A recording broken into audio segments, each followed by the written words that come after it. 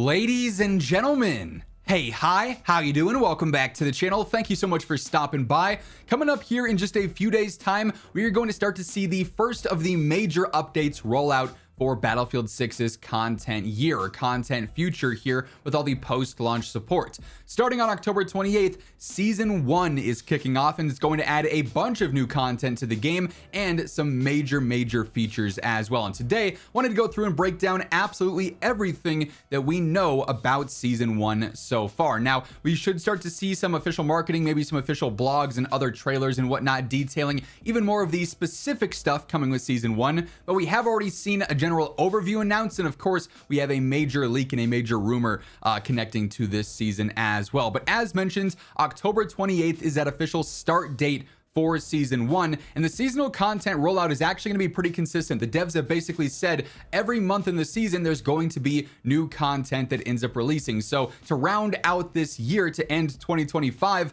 October, November, and December are each going to have their own content drop in Phase 1, Phase 2, and Phase 3. So we'll go phase by phase here and break down what exactly to expect with each of these and all the known details that we've got so far. As we do so, if you guys enjoy the video, you find the information helpful, a like rating is always seriously appreciated. Much love to everyone who does take the time to do so. It truly does help grow the channel. And speaking of growing the channel, if you guys are new here, quite a few of you are, if you guys like what you see, you want to make sure you're always up to date with everything going on in Battlefield, whether it's news, updates, leaks, rumors, tips and tricks. It's all right here. So feel free to hit that subscribe button, turn on those post notifications, and help us climb one step closer to reaching 1 million subscribers. Anyway, first up here, we've got Rogue Ops, which is going to be Phase 1 of Season 1 for Battlefield 6, and this is going to introduce a handful of new pieces of content. First up, we've got Blackwell Fields as a brand new map. This is support for all combat sizes and features land and air vehicles, and they describe this as just as the fires of war from the single-player campaign start to cool, Pax Armada double agents launch a series of attacks on NATO targets. These strikes begin at a recently recommissioned American airbase in the California Badlands. So that's sort of the lore behind Blackwell Fields. We're also going to see a new mode called Strike Point. This is designed for 4v4 combat. Strike Point is an intense small team tactical mode where a squad fights another squad across multiple rounds to capture a key objective. There is only one life each round, so make it count. So essentially here, Strike Point is going to function as a search and destroy mode basically, which I think is going to be really cool for Battlefield gameplay here. Definitely excited to test that out. We also have the APC Traverser Mark II. This is going to be a new land vehicle. They say this armored personnel carrier seats 4, 1 driver, 1 roof gunner, and 2 backseat passenger side gunners, serving mostly as an infantry support vehicle. We've got a handful of new weapons coming in this first phase, including the SOR 300C carbine, a low rate of fire subcompact carbine chambered in higher damage 300 blackout ammo compared to the platform's 5.56 version. We also have the Mini FIX Sniper. Remember the Scout Elite? Then consider this lightweight bolt-action sniper rifle designed for the aggressive recon soldier a mini fix to your needs. We also have the GGH-22 sidearm, a high-capacity, high rate of fire, and low-damage pistol meant to bail out a soldier when their primary, and in this case of assault, both their primaries, run dry. Then we got a couple of new attachments coming in this phase as well, including the rail cover and the LPVO. They say these are available for a variety of rifles and LMGs. The rail cover and the low-powered variable optic, the LPVO, are the first of several to drop after launch to make you rethink how to spend those attachment points. But while that's all that's officially detailed on the graph for Rogue Ops and on the general roadmap here, there's also the and more section. And this is where maybe the biggest post-launch rumor for Battlefield 6 comes into play, the Battle Royale. As we've talked about a couple of times now and just had it reconfirmed via some leaks and rumors the other day, the Battle Royale mode for Battlefield 6 is rumored to be dropping on October 28th alongside the start of Season 1. Now, keep in mind that is just a leak, that's just a rumor, so that date is fluid. That could absolutely change. They may push it back for Phase 2, which we'll talk about here in just a moment. Core classes, each with their own individualized roles, so you can really go through and if you have a full squad, dedicate roles, maybe double up on one of them because it's super useful or really effective with your playstyle, but all 4 classes are going to have defined roles. There will be quads and duos apparently, at least at launch, because some of the leaked achievements reference getting wins in quads and reference getting wins in duos. We're currently unsure unsure based on the data mined information about solos and trios. It would be really interesting to see how those could potentially play though.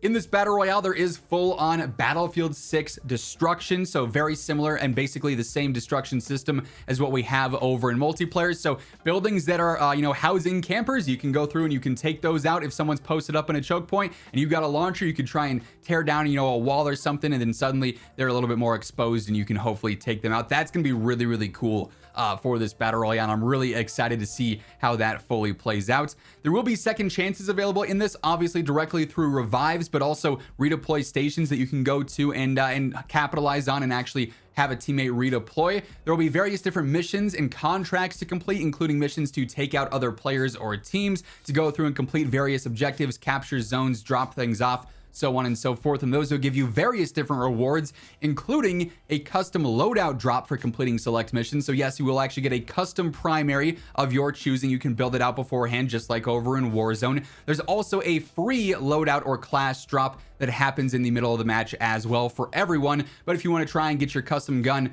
really early on into the game, you can go through and complete a handful of contracts. And then for early game, you do drop in with a pistol, which you can fully customize, which is pretty cool. So you can have some familiarity right out of the gate there. So the Battle Royale mode sounds awesome. I cannot wait to get my hands on and really see what this is all about. But that's just phase 1. We then get to phase 2, known as California Resistance, which launches on November 18th. And they say this is all around the liberation of Southern California. Prepare for combat at a new map and mode, as well as 2 new weapons and more. So with this, we've got the Eastwood map. This is support for all combat sizes and features land vehicles and helicopters. As a part of coordinated strikes across the west coast of the United States, Pax Armada sleeper agents embedded into the Eastwood community, a sleepy, affluent suburb connected to a golf course, are activated. So that's the lore behind the map. Sabotage as a new mode is designed for 8v8 combat. Destroy as many sites as possible before the round time finishes. Use your creativity and your arsenal to do so. Each team has 1 round on offense and defense. The team who successfully detonates the most sites wins.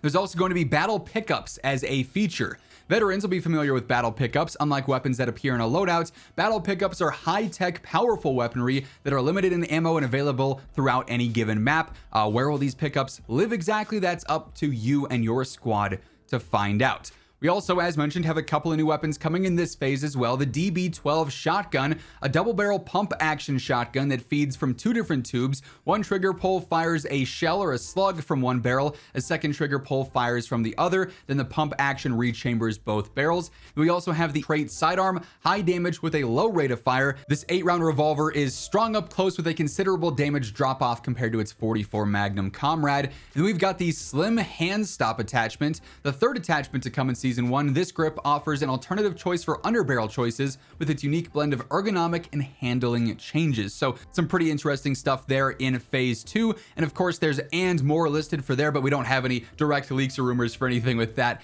as of yet, but I'm sure more info will come here as time goes on. And then lastly, to close out the year on December 9th, we're going to have a Winter Offensive, presumably the last major update before the holiday break and everything. They say Season 1's final phase challenges your squad to break through an icy stalemate. Expect Empire State to freeze over alongside several other wintry updates. So Ice Lock Empire State, this is a limited time map. Environmental threats have been detected. Temperatures have dropped well below freezing in Brooklyn. Gear up, stay warm, and take complete control of the borough with this limited time visual update to Empire State. There's also going to be the Ice Lock limited time event. They say the Ice Lock looms. This LTM is centered around a mechanic called Freeze, which is a gameplay modifier that is only active in this specific experience. So maybe it's going to make all of us stop moving when that happens. We'll have to wait and see. Then there's also going to be the Ice Climbing Axe melee weapon.